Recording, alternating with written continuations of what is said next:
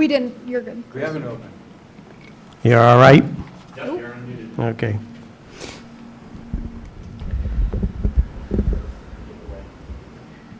Is there a motion to open this here, meeting? Move to open the meeting of the Groveland Conservation Commission Second. on, All in favor of opening the meeting on July 12th, 12th. 2023, say aye. Aye. Aye. Okay.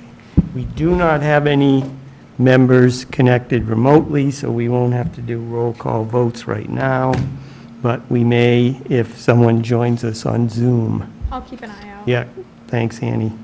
I'll try to. Okay, I think we are ready to start. We have a couple of hearings tonight and a few other discussion items, but should be pretty straightforward.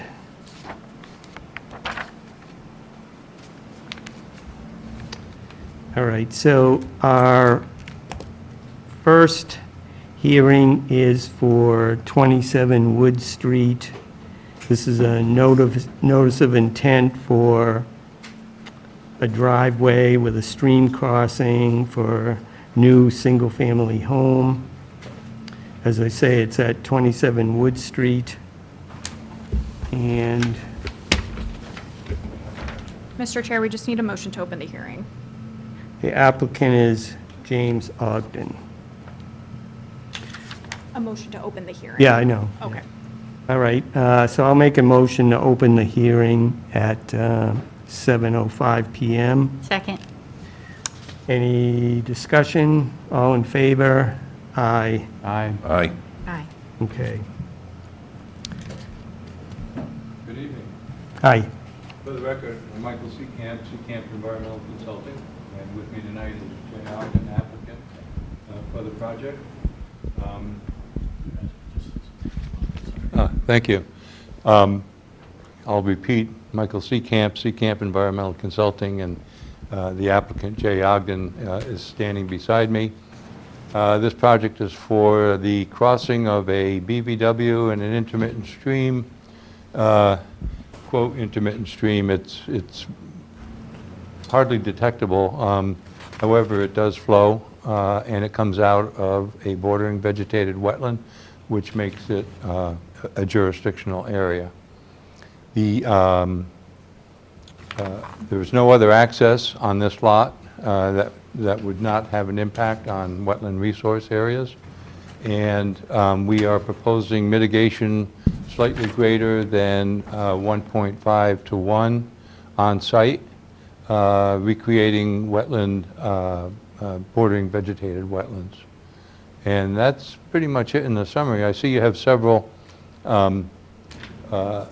displays, and we have plans on the table. I have another plan here. If anybody has any questions, I'll be happy to walk up and answer whatever you need. This, I think you want to look at that one. Yeah.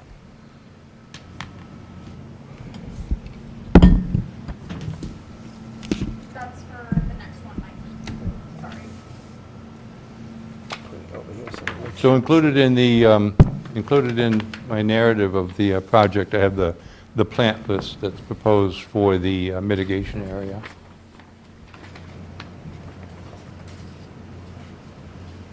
Andy, we didn't have a site walk for this, did we? No, not yet. Okay. So the crossing is here, mitigation area is here, and this is the driveway off of Wood Street. And you can see the house is way up and back. Is this right next to a house that was built about, gosh, I'm going to say about 10 years ago? 4 years ago. Mr. Alessi lives at 25 Wood Street. 23. Was it 23 Wood Street? Oh.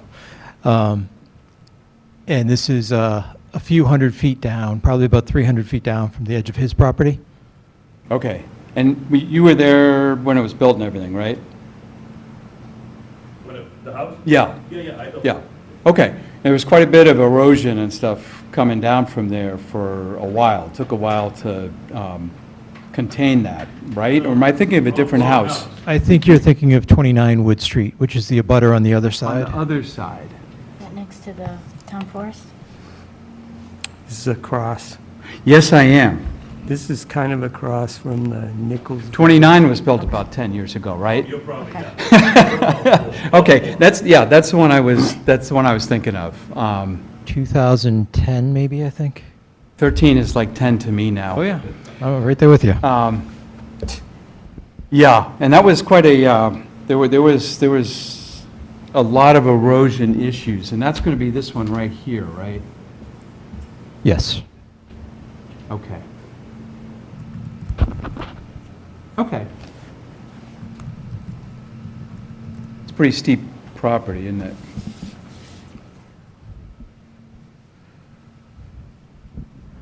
It is fairly steep. The site that we had picked for the crossing is immediately to the northeast, I believe, of two culverts that cross under Wood Street. And our goal was to basically avoid those culverts. And then through the design process, it kind of became aware that there is about a 2-foot wide flow channel that comes down from the driveway of the home that this gentleman was referring to.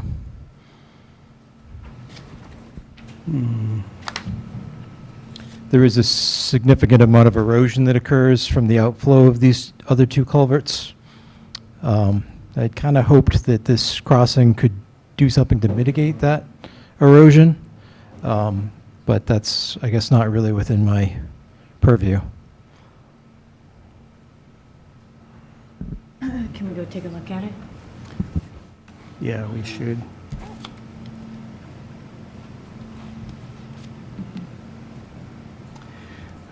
Let's see. We're going to want to take a look, right? Yep, yeah.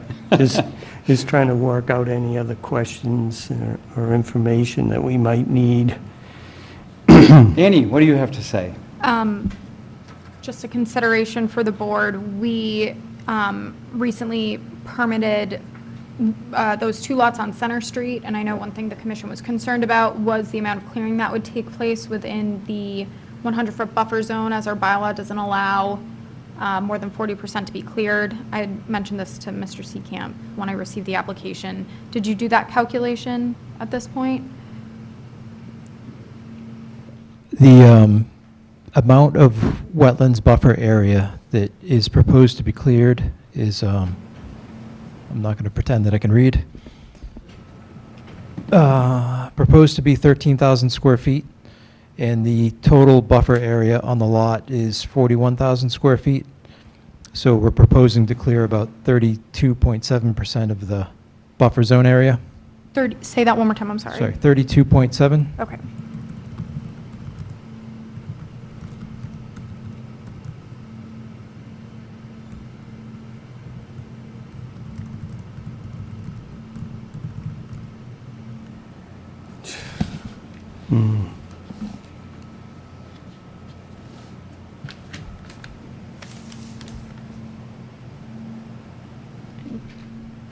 Would it also be possible for the commission to have an explanation as to why this was submitted as a limited project to the DEP?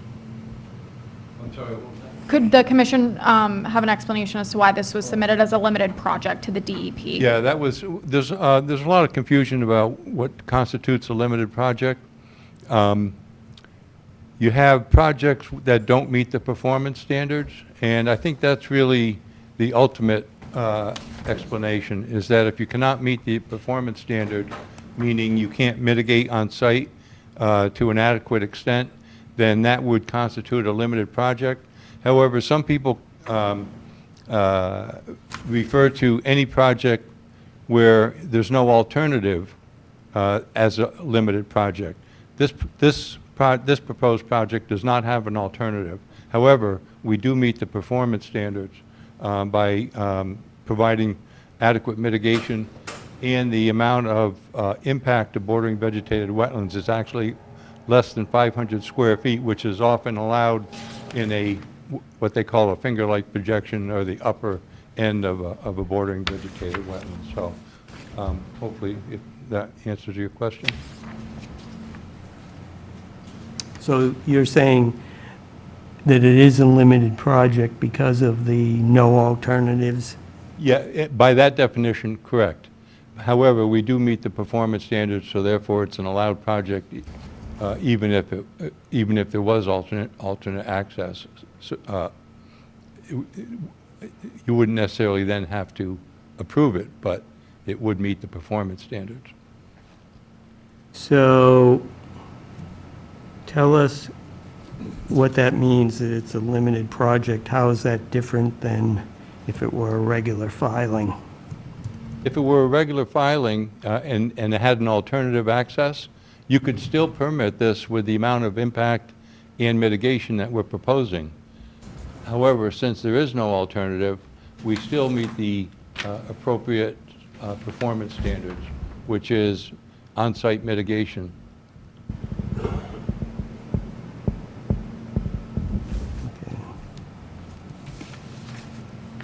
We all understand that? I mean, he's mitigating, I guess. That's all that means, right? Yeah, because he's got that mitigation area there, so. Mm. All right. Yeah, so we would like to come and take a look at it.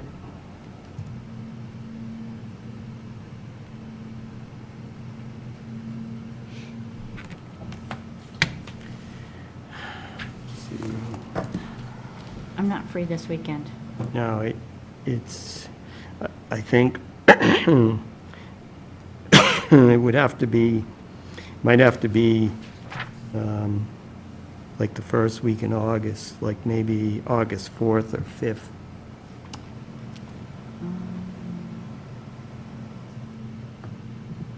As long as it's before your next meeting. Yeah. Our next meeting is August 9th, just for reference. I could do August 2nd. Yep.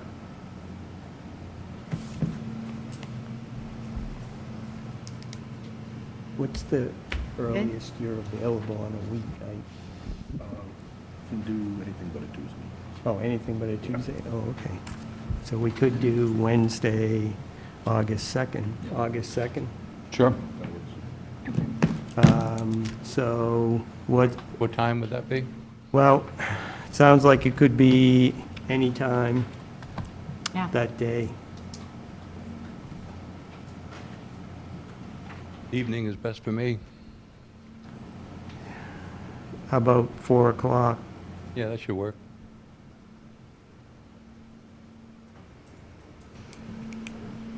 All right, 27. 27 would. I will send out a calendar invite to everyone as well.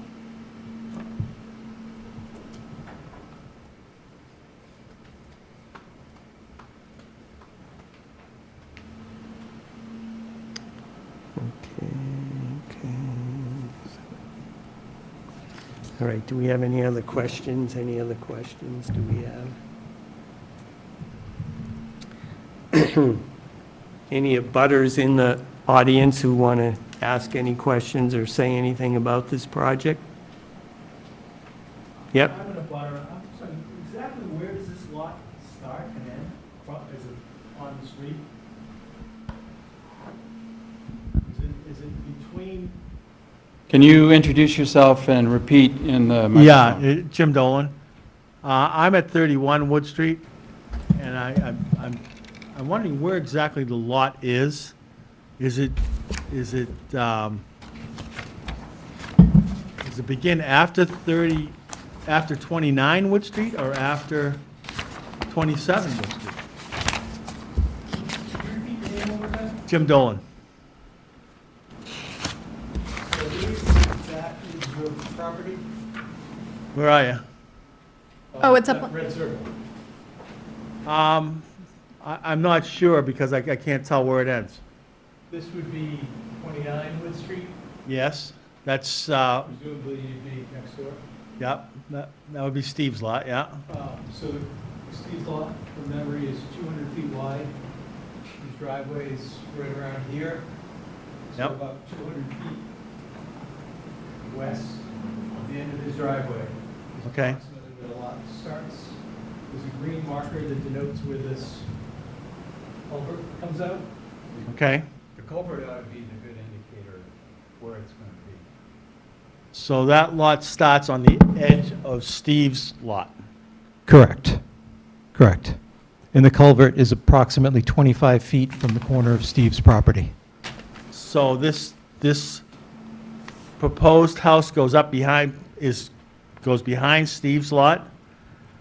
And Correct. goes up to behind my house. Correct. Interesting. And how wide is the lot on Wood Street? The street frontage is laid out at 150 feet.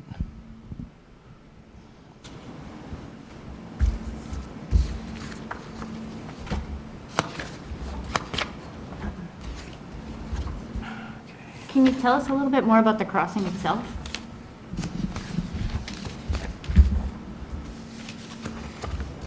What you're proposing? We are proposing a box culvert of these dimensions. Okay, The driveway was designed to comply with some fire protection standards, so the driveway was approximately 20 feet wide from outside of wall to outside of wall for the culvert.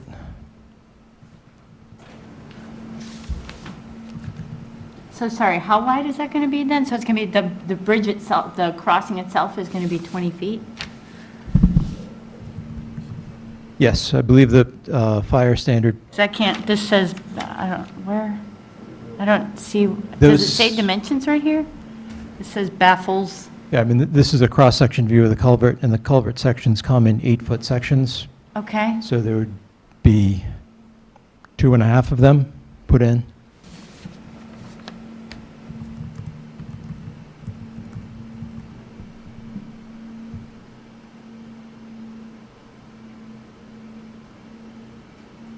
Seems pretty big. I mean, I have to look up the,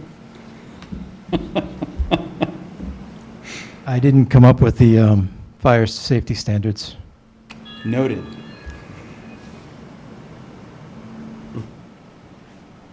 Interesting.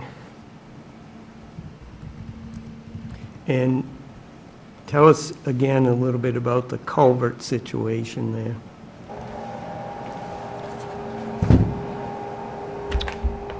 Let's see, the easterly culvert has a catch basin on Wood Street, which is fairly close to the bottom of a driveway that does have a lot of runoff and erosion that comes down and feeds into it.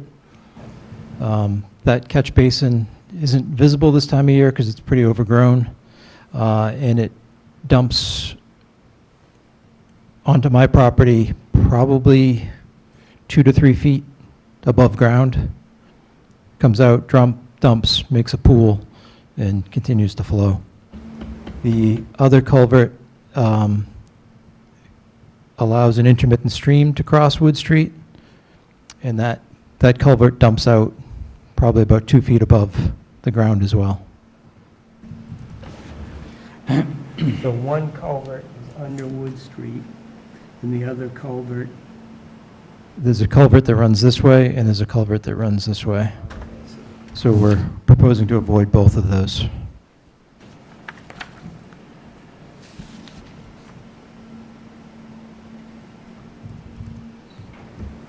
across Wood Street.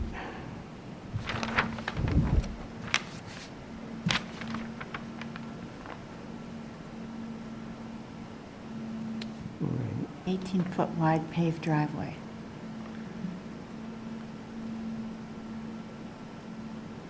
Yeah, okay, I don't know.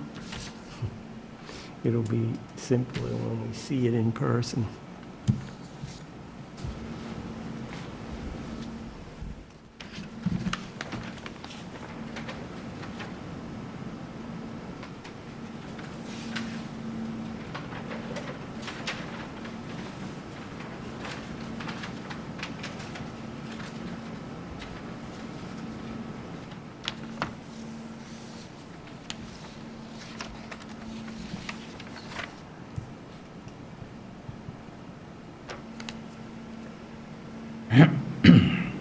Do you have details for the mitigation work?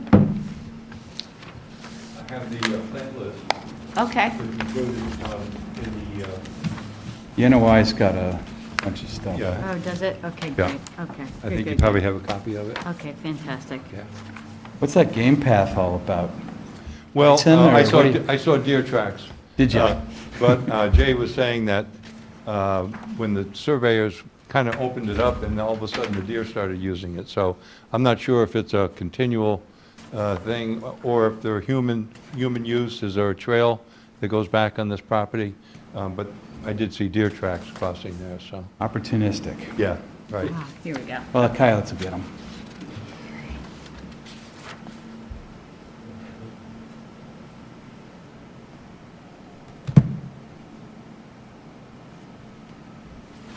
Okay, good. All right? Thank you. I'll make a motion to continue the hearing to August 9th. Second. Any discussion on the motion? We just need a specific time. Hmm. We just need a specific time on August 9th. Oh, at 7 PM? Yeah. Sorry. Is it too late to ask a question about the project? No? So, my name is Bob Balanese, I'm 51 Wood Street. Thank you. Bob Balanese, 51 Wood Street. That is a 30-acre lot, I believe, right? I can, Lot is like 3 3/4. A company called Oak Valley Development that I was involved with bought a 45-acre parcel around 2016. And under my direction, We sold off about 8 acres to an abutter to go into an agricultural restriction, and we donated approximately 8 acres to the Groveland Conservation Commission, and we facilitated the construction of Mr. Alessi's home behind me and another house on Center Street, at 352 Center Street, I believe. Okay, so my only question was, and I guess you've answered it, I was concerned that it was a 30-acre lot, and once the driveway was approved, maybe it changes from one house to 10 houses or 15 houses or something. That was my only thought. I believe around 2014, or maybe it was 2010. It seems like it was just 10 years ago. There was a 27-house subdivision approved for the parcel. It was approved by Groveland Planning, and I believe it was in front of Groveland Conservation. And Oak Valley bought the property and set out to basically stop that from happening. We cut off the access to Center Street and carved off some other kind of critical sections. So it couldn't be developed into a 27-unit development. Okay, that was my only concern, was multi-homes and stuff like that. That was 20 years ago. Yeah, I was going to say, it's more like 20. huh. Maybe not quite 20, but Yeah, really almost. close. Interesting. It was. Okay, any other comments before we vote to continue? Does this little thing about the natural heritage and endangered species, does that reveal anything? I can't really read anything on this. Does that say anything about it? Yeah, yeah. Nothing? Okay. All right, all in favor and continue to August 9th at 7 PM, say aye. Aye. Aye. Unanimous.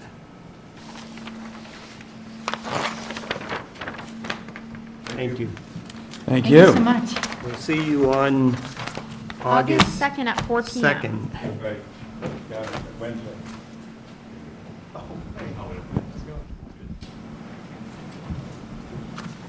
Site visit.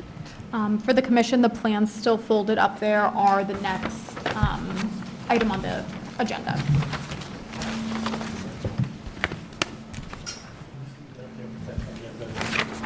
Oh, of course, yeah. You're very welcome.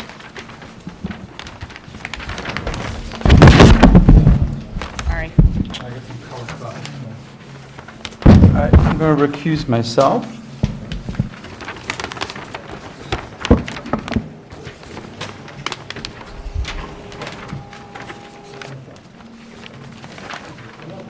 Thanks.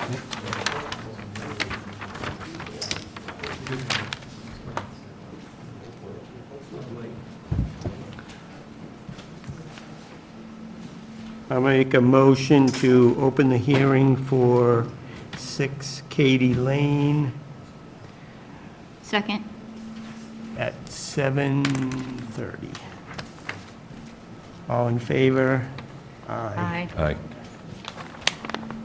Yes.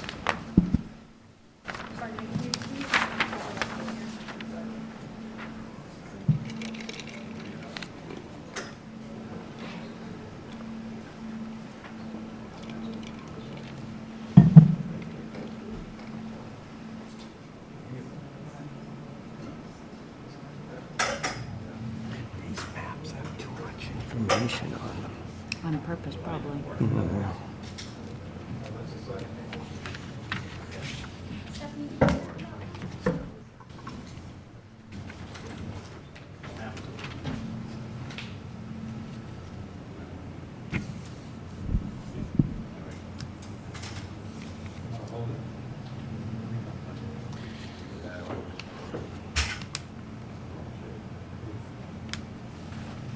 This is a notice of intent for a new single-family home, and the applicant is Kevin Cuniff.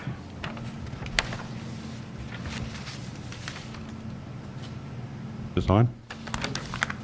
My name's William Holt, here representing the applicant. Designed the plans for the septic and the subdivision. You may recall, we filed a few years ago for preliminary and definitive subdivision approval, and received definitive approval 2020, I believe, 21. During that process, we had an RDA and a notice of intent filed for the entire project, where the wetlands boundary was reviewed by the Commission's independent consultant, and we have received a notice of intent, order of conditions for the project. The boundary was also reviewed by DEP under an appeal, and was agreed upon that it was correct, and then all the resources were shown.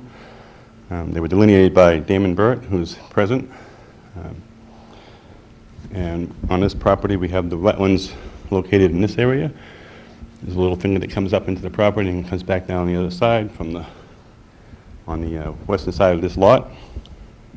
We have 250 feet of frontage along Katy Lane, which is a new road being constructed presently. It's down to Binder Course, I believe, right now. All the drainage and utilities are in. So the lot will be serviced by on-site septic, which we had perk tests done prior to the development. And the septic system is located in this area. Outside the 100-foot buffer, which is highlighted on this plan in yellow. The house is located about 30 feet off the roadway in this area, which is within the 100-foot buffer, but outside the 75-foot no build. It's 78 feet from the wetlands, and is about 460 feet of it is in the buffer zone. It's going to be serviced by electric, telephone, cable from the roadway, water from the roadway, which will be outside of the buffer zone. So all the utilities will be outside the buffer zone. The septic will be entirely outside the buffer zone, and the driveway is proposed to be outside the buffer zone as well.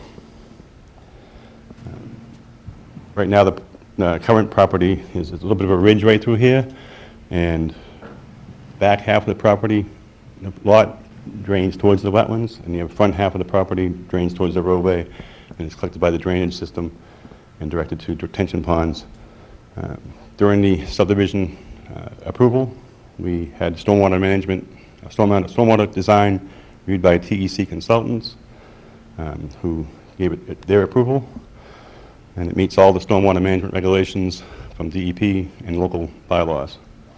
We also have an NPDES permit for a permit to, from the federal government, from the EPA.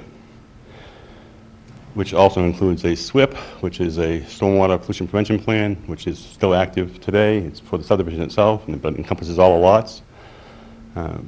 And there's a monitoring of that, of the site during any rainstorm. The applicant has hired Damon Burt, a wetland scientist, to come in and monitor the site after each rainfall event, and he will recommend any corrections that need to be done during that inspection.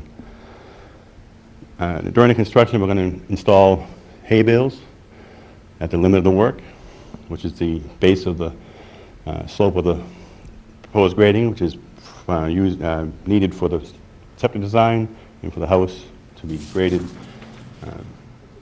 and it will be sloped down. Silt sock, I'm sorry, yes. Silt sock, which is on the second sheet of the page, the plans, is detail for the silt sock, 12-inch silt sock, not hay bales. On this property, on this plan, you can also see the roof runoff. We are using roof runoff as a recharge for the runoff off the roof, and that is located at 70 feet from the wetlands, and it's about, I think it's 426 square feet or something to that effect. I'm sorry, 45 square feet.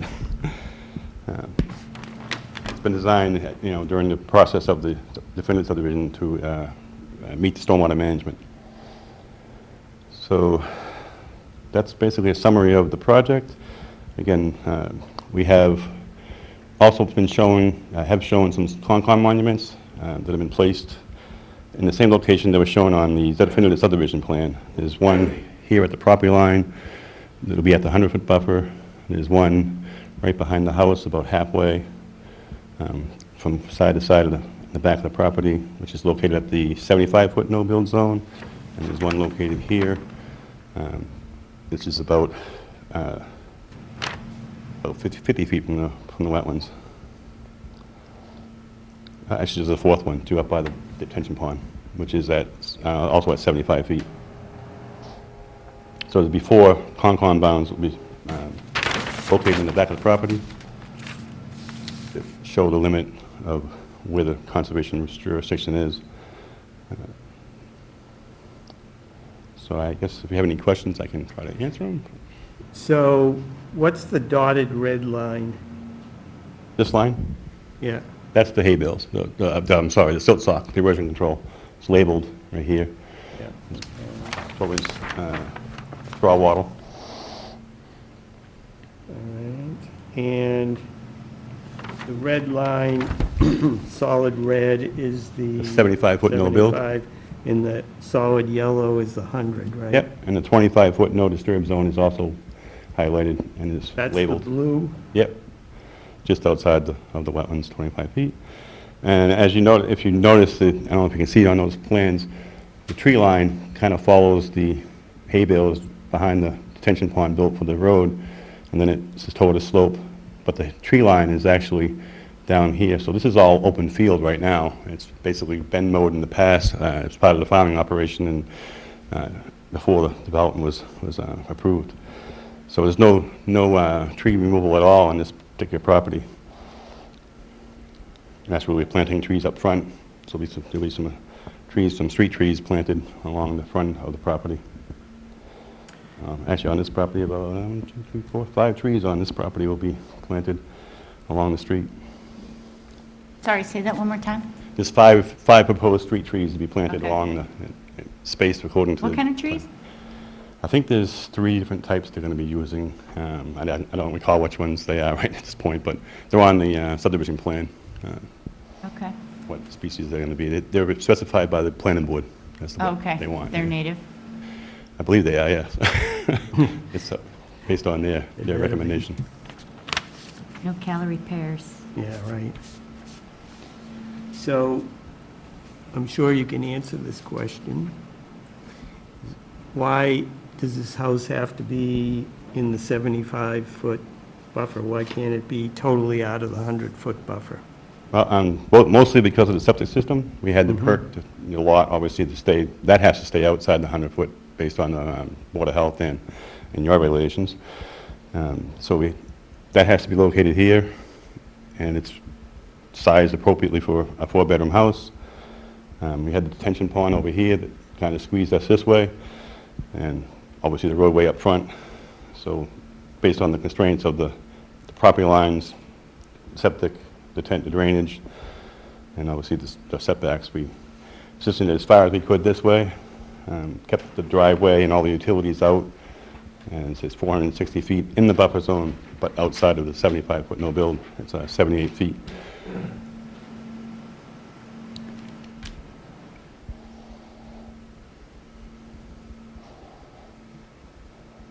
This project does not disturb any wetlands whatsoever, wetland resource area, and there's no floodplain, no natural heritage. It is in Zone 2, but the whole project doesn't trigger requirement for a permit from the zoning. It's under the percentage of impervious area. Zone 2 would be aquifer overlay protection.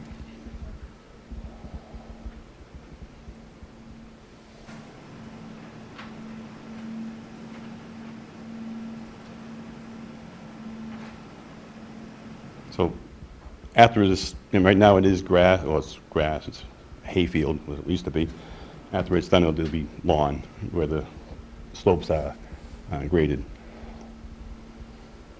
So there's no change really in the vegetation in terms of hydrology and hydrologic calculations. It stays the same flow, essentially.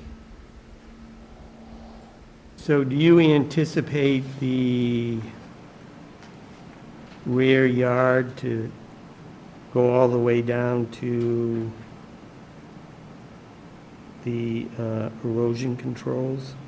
The grading will go down pretty close to the erosion controls right here and right through here, but we sloped a little steeper as we get past the septic, and once we get past sort of looks to be about a 30-foot lawn behind the house, and then we slope it down at 301 and 401.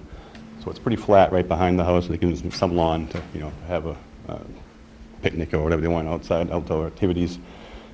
Over here we have a swale, so that the drainage between the two detention pond and the house will drain down towards between the two. So basically they have the front yard and about a 30-foot rear yard, and then where the septic is will be pretty flat on top. So there'll be a good yard on that side. And there's the tree line that's kind of along the 25-foot. Yes, right up here it is. This part. I'll try to highlight it. Right here, it's along the hay bale line, and then it actually goes down this way. Yeah. So we're further away. So you're planning to grade right down to the tree line then? No. This is the tree line. Yeah, Our grading stops at the hay bales, okay. and actually a little bit above the hay bales. So right here it is, yes, because it's actually grading that was already done for the detention pond in this area. So this grading will be done for the house itself. But the hay bales are further up, away from the tree line. We're not touching the tree line at all. It's going to remain the same. So you're saying there's plenty of yard on either side of the house so that the homeowners aren't going to try to push the rear yard further down? I would, we're proposing grading to about this point, where 166, 164 would be the reasonable slope for a decent yard. Yeah. And beyond that, we dip the grades down at a little faster rate, just to get back to the original grade. So the grading right up to the 25-foot. Yeah. So why do you have that? You have 3 markers on here, right? 4, actually. We have one located on the Oh, yeah, okay, easterly I side see at it. the property line. It's at the 100-foot. We have one located right behind the house at the 75. I have one located right here between the house and the pond, about halfway, and one located up at the pond, just beside the pond at the 75-foot no disturb zone, no build zone. And it was sort of to give them some yard, in this area, so that they have. But we're still, no grading is beyond the 25-foot no disturb. It's, I think this, So, typically, we don't want these things we would like them at least on the 75.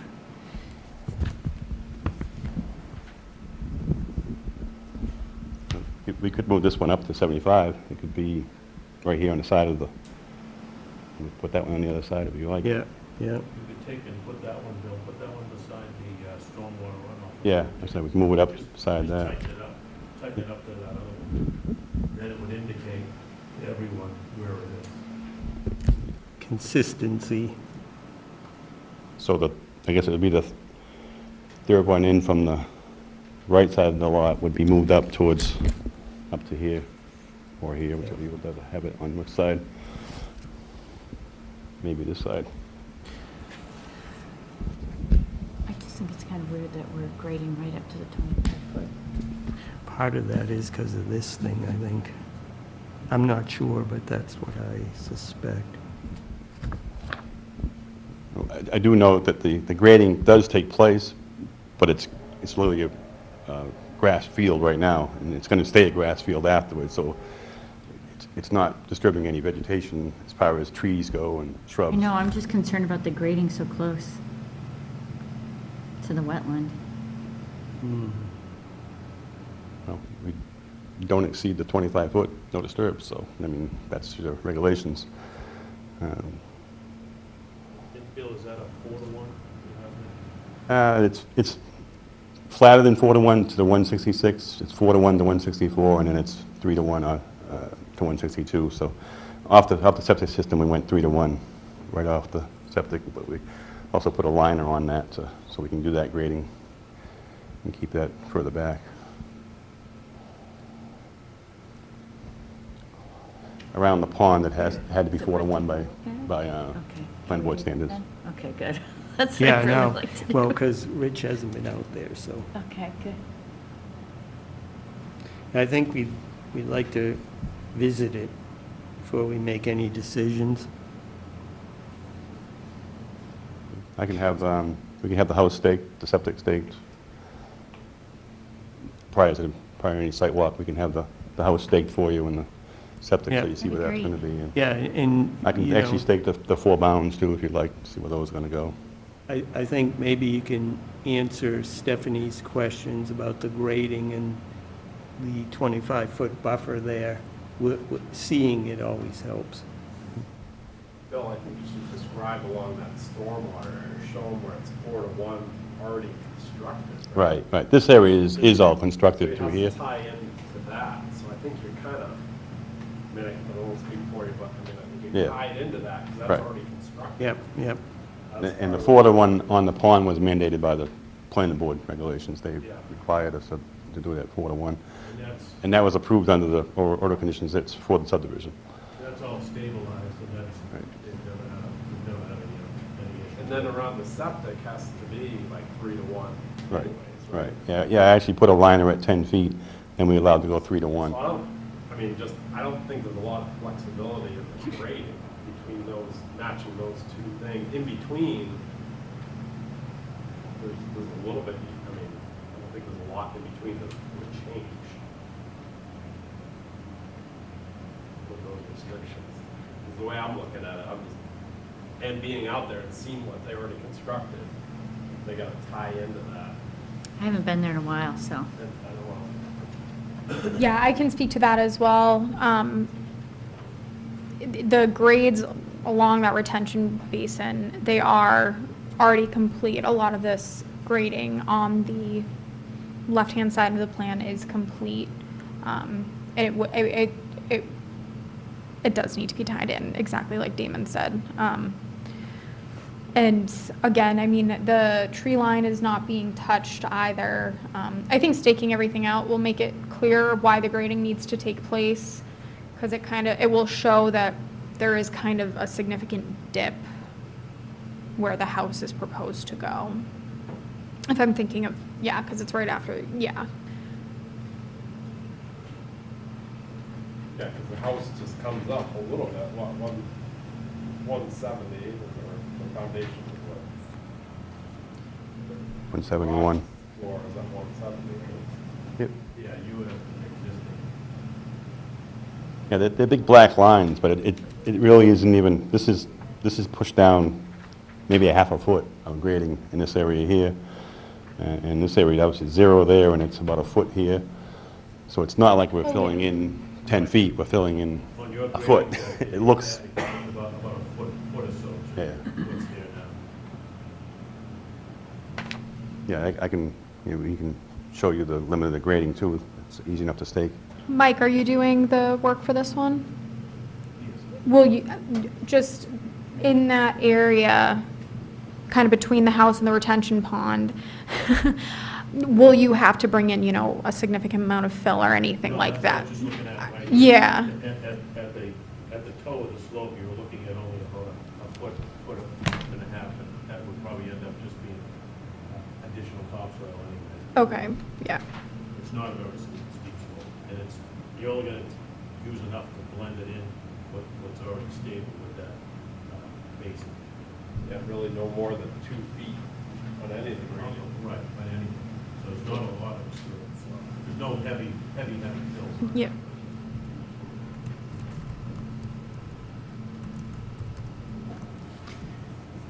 Yeah, I can put a couple of stakes at these lines, and you can see how and give you the finished grade above what's there. You'll see what they're going to be filling. It'll be pretty obvious at that point. You want to go out the same day?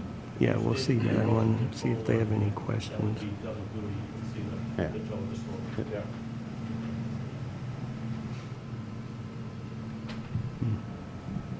Okay, do we have any questions from abutters? Yeah. Oh, Thanks. This reminds me of a melody I've heard. Just, Paul Kench, 118 King. yes, and kind of address your questions to us, and then we'll That's let fine. them hear. You know, build me a home where the buffer zone is, Yes, and where the deer and the fox and coyotes play. I don't think that they should have another lot. And my question is, why are they asking for the lot? Is it because the septic has changed? say this again, why are they asking for the lot? Why are they asking to be built? Why are they asking to build within the buffer zone? Well, they're allowed to build, under the bylaw, they're allowed to build up to the 75-foot buffer zone, so. So that's you're what they're doing. okay with piercing the buffer No, I zone? prefer that it was outside of I mean, the 100 commission, foot. not you personally, but the No, commission. but I think the commission, especially when a new house is being built, that's the time when we have the most potential to affect things like that. And you heard their answer to why they can't. I didn't hear it. What was the reason why? Their reason is that because of the grading and the closeness to the roadway and the septic system, that they're kind of limited to where they can put the house. I would imagine that they would have to move the house, almost halfway to the distance to the street that it is now to get it out of the 100-foot, to get it completely out of the 100-foot buffer, and also end up pushing it closer to the septic system. So I can, even though I don't like that personally, but I can understand what constraints are there. Okay? So all these factors, we went through this for 2 years, and all these factors were on the table, plans were put in place, and then the approval's given. Yeah. And now as built, and things are happening on an actual basis, the environment's changing on them. I wonder why. Because, in my opinion, we've told them that that was a wet area. And I think the commission has given them very generous terms on building. And you have no interest in the financial success of King Meadow. You're here just to opine and make a judgment on the conservation of the land. And I don't think you should give it to them. So what you're saying is you would prefer that that house was outside of the 100-foot buffer? Outside the buffer zone. Yeah. We know that there's a stream that supplies town water. It's the head of the pond that supplies town water. I mean, why not encroach some more? It doesn't make sense. Well, without looking at it, I am accepting what their explanation is tonight, and I think the board is taking what they're saying, but I think that's why we want to go take a look at it, because, like I say, I think this is our one and only chance to avoid the 100-foot buffer. Like I say, with new houses, that's what we try to do as best as we can. But the rule says, they can go up to the 75, so we'll see. So I think, we're going to go take a look at it, and I think the onus will be on the developer here to explain, again, when we see it, why that house can't be pulled out of the 100-foot buffer. Okay? Thank you. All right, thank you.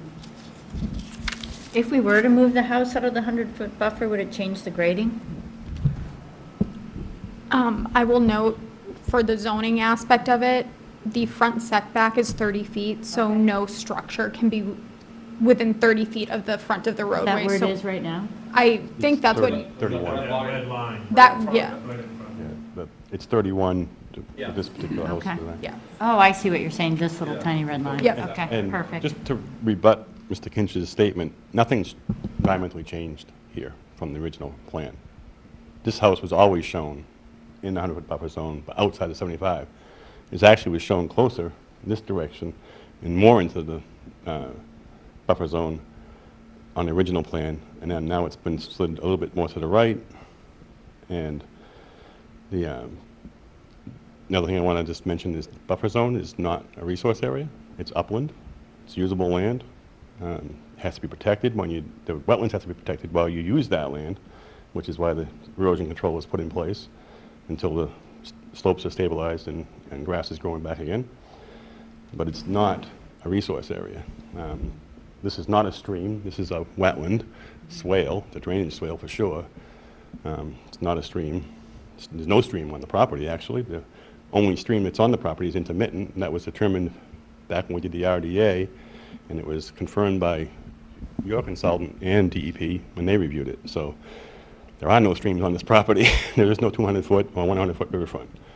And even if there was, it wasn't on this lot anyway. It would be further, possibly on the back of lots 6 and 5, but not on 7, 8, or 9, or any others.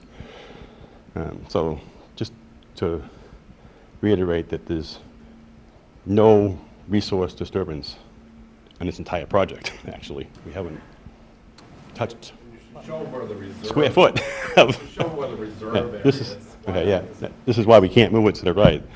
You have to have a primary and a reserve septic. This is the primary septic, and this is the reserve area. And these are 2 soil test pits, and this is the reserve area. So we can't build in this area. We have to Okay. have this available to replace that if it should fail. Okay. Otherwise, we replace this down here, and now it's closer. We don't want the septic closer to the wetlands. We want a house, and the runoff from the house roof is clear water, clean water. It's not considered contaminated water, so, plus we're recharging it. Okay. Oh, he's gonna draw around there, yeah. I didn't know you could do that. That's pretty cool. Right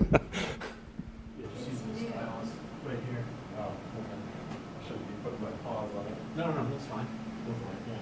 That's what you're able to do? Yeah. I can see that. Okay. So you So can't that's- build there, because Yeah, that's, it has to be preserved. Yep. And how many feet away do you have to stay from that area? it's 20 feet to the house. We have 21, so we could go a Okay. foot, but it's, Okay. you know, Oh, I a see. little bit of safety factor there, just so we don't Okay. end up with a...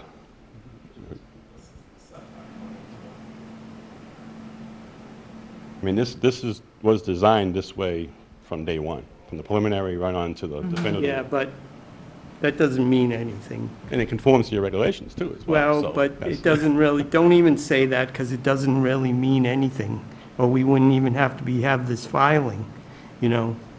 So it doesn't matter where it was on some other draft Well, plan. he said things have changed. Nothing's changed. This is the same plan that we showed originally. It never has changed. I don't know what he's talking about. Environmentally, it's changed. Nothing's changed out here. I mean, yeah, we built a road, we built drainage. We're supposed to do that. We have to do that. We got permits to do that.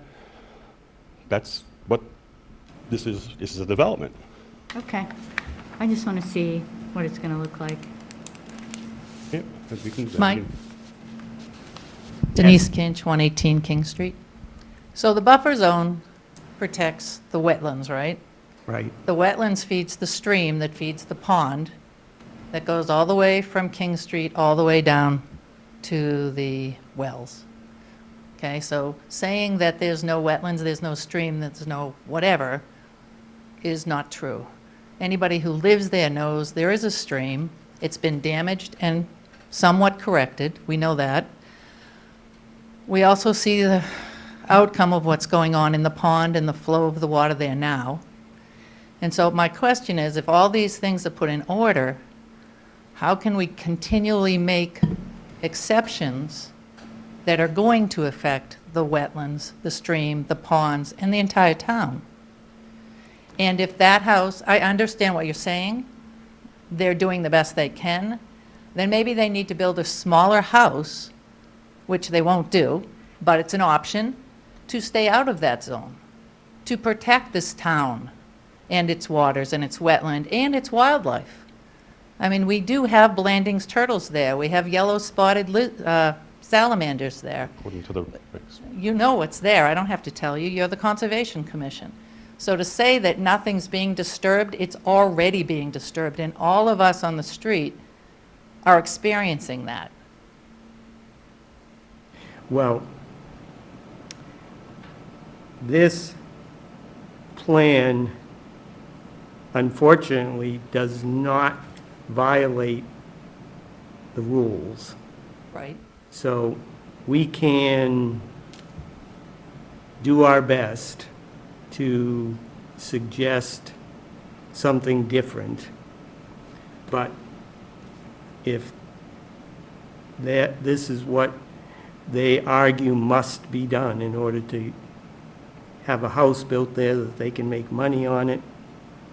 But our Ultimately, town we have- isn't to sacrifice No, I know, but our town isn't at a sacrifice for people making money. yeah, no.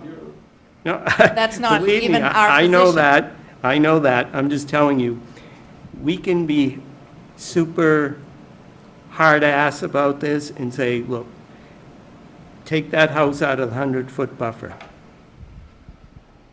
We can't enforce it.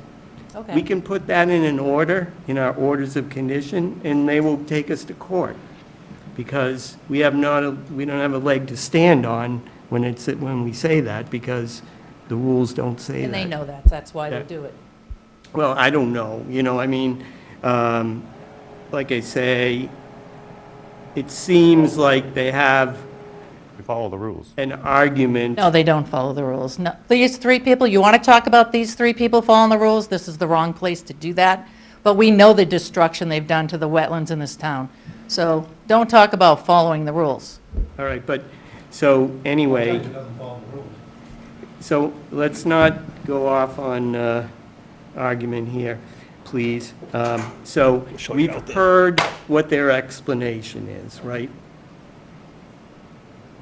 And, you've brought up a couple of valid points about maybe it's the size of the house, we've heard rebuttal about the location of the septic system in the reserve area, To me, it's like, I can't believe that we would carve out a lot that was that restrictive on the placement of things so that there was no other option to do it that way. Exactly. But it seems like they have a valid argument, so I don't think we're going to be able to change it. But hopefully when we go on site, we can better understand, at least the commission can better understand why that house has to be in the 75-foot.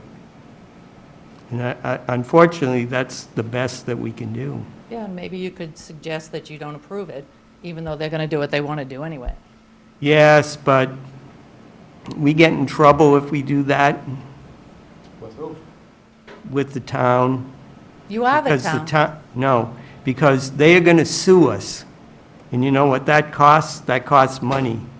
And they don't, the town administrator and the Board of Selectmen don't like it when the town gets sued. Right. Especially when we know going into it that we don't have a leg to stand on. Right. So we can't do it.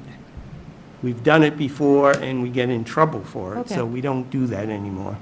I understand that. You know, so, but like I say, all I can offer you is that, you know, we're going to go out in the field and get a very good on-site view of the situation, and they're going to back up what they're saying here Okay. in the hearing. All right, thank you. Sure. All right, so, August 2nd at 5 PM, can you do that? Is that, what day is that? Is that Saturday? or Wednesday. Wednesday? Yeah, no problem. Yeah. That's okay? August 2nd, 5 PM. Yeah, we can get it staked by then. In the meeting, well, they're going to continue the meeting. So.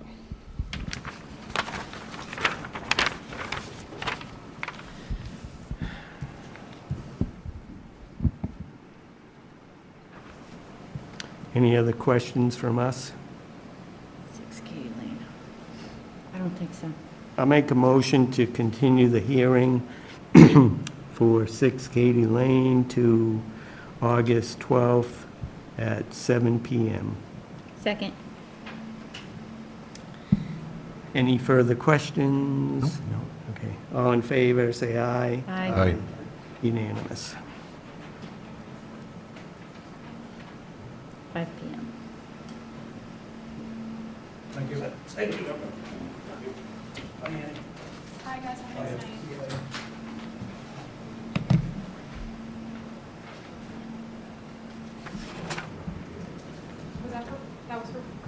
That was for 5 PM, correct? Yeah. Yes. So the other one's at 4, so after we're done with Wood Street, we'll head over there. Great. I'll be able to be there for that meeting because I have a zoning board meeting that evening. For the Yeah. sidewalk, you mean? For both of them, yeah. Ooh, Oh, that would be great. I'm sending them out right now, so I don't forget. Sorry, 1 second. Great. I think it will be important for, you know, Rich to be there. He'll be able to see what some of these things really mean, because it's one thing to see him on a piece of paper. It's another thing to Yeah. see him in person. you know. Absolutely. Yep. So yeah, you'll get me there that day too, because it is not a weekend. And Annie, you don't have any updates for us tonight? Nothing new. All of our current sites are going well. The school is continuing to make efforts towards substantial completion and stabilization. I know that they're still having some issues over on the West Newbury side. I'm not sure if we talked about it at the site visit we had with a couple of commissioners, but, or no, it's happened since. The issues that they think they're seeing are potentially not construction related, but rather hydrologic issues. They're now having a hard time finding the source of where the discoloration, the stream that runs through the campus is. So they're working on that. It is West Newbury's problem, thankfully. Wow. No, it's West Newbury's jurisdiction. They have done a phenomenal job handling it. But as far as updates, that's kind of it. For the manor and that stuff, So first, their notice of intent will be ready for the August 9th meeting, so that will be on the agenda. Did you guys do a site walk there? Mike and I went out once, the two of us. I can certainly try to schedule something. I walked over there. I Yeah. don't know. Anyway, yeah. They also, at our last meeting, they had asked a question about clarification on the fee schedule. I told them that the commission was reading the fee schedule as written. They had a follow-up question, so for Rich and Stephanie, who were not there, essentially, I don't know if I have one of our sheets in this packet, actually. Sorry, yep, okay, so in the 6 Katy Lane packet, you see our fee schedule. Just so we're all looking at the same thing, it's just easier. So it's sorry, that was upside down, probably not very helpful. This section, I can just give it to you. What page is it? It doesn't have a page number. It's right after the notice of intent fee transmittal form. Here, I can just, there you go. Yep, there you go. Here, you can just grab this one. Oh, wait, just take it. Oh, wait. Is this it? It's in one, sorry, two, one more. I'm struggling, thank you. There you go. Okay. Thank you. Sorry. Okay, so so if you look at our notice of intent, and if you look at multifamily structure, 2 or more residences, obviously the manor, they're all 2 or more. Our fee schedule says $200 per dwelling plus $1 per foot of wetland altered. There's no wetlands altered, so we're just focusing on the $200 per dwelling. The manor, most units, the ones that are in question right now, are all 4-unit dwellings. So for their notice of intent, while they're not building any new units, they are putting in that staircase with that foundation pad on the back. So they had asked if it was still $200 a dwelling because they're not building dwellings, but there's the, addition to the dwellings. At the last commission meeting, the commission said, no, we are reading the fee schedule as written. So if it is a 4-unit dwelling that you are putting that second means of egress upon the back, it is still $200 a unit, $200 a dwelling, sorry. Thank you. They had a follow-up question asking, should the fee only impact the dwellings being affected by the second means of egress? So the 2 dwellings on the second floor that are receiving the second means of egress. Yeah. I hope I explained that well. That was a lot of words. So essentially, they just asked a follow-up question to their question from the prior meeting. I told them that I would ask. And so this is me asking. We decided last time what the fee was going to be based on all the units. Gotcha. Okay. So should I tell them that the commission is still interpreting? Yeah, we decided it last time. Thanks, Annie. Yep. Per structure. Okey doke. And that is all I have. Yep. Okay. Under open discussion, I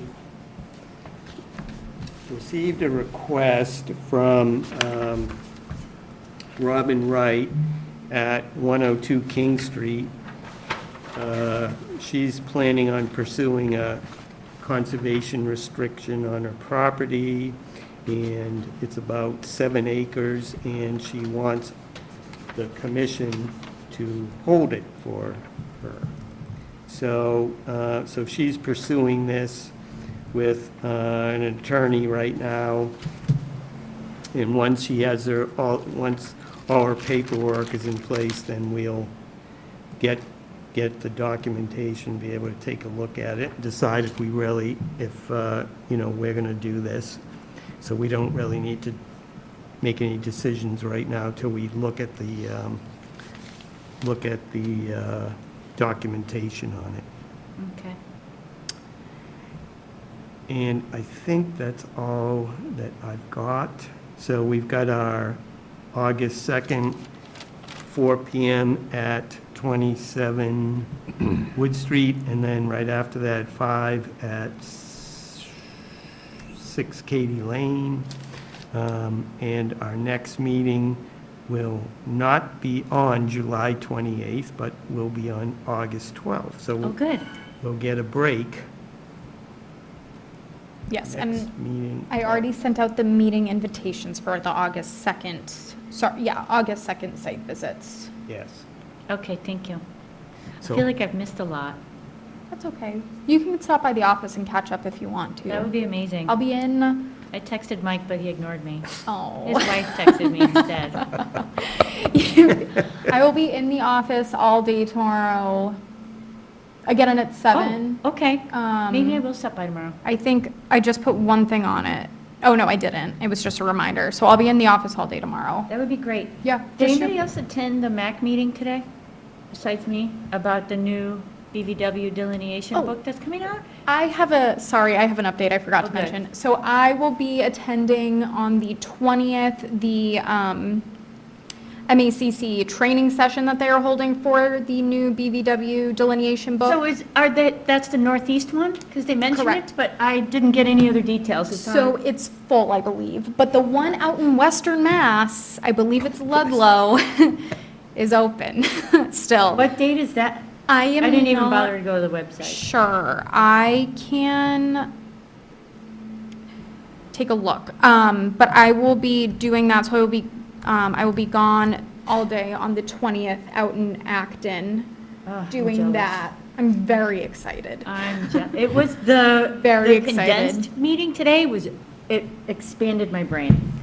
Yes, I'm very, very excited. Let me take a look. There's still room it's in Lenox. So it's even further Oh, I than did Ludlow. hear about that one, yeah. So that is Saturday, July 15th. So that is this weekend. Oh, wait, hold on. Yeah, they still have openings for that one. Yeah, that one is still open. So that is, yeah. There's a classroom session, a field room session. I cannot begin to tell you how excited I am for it. But yes, so that is right now the only training I have coming up. I'm definitely keeping my eyes open.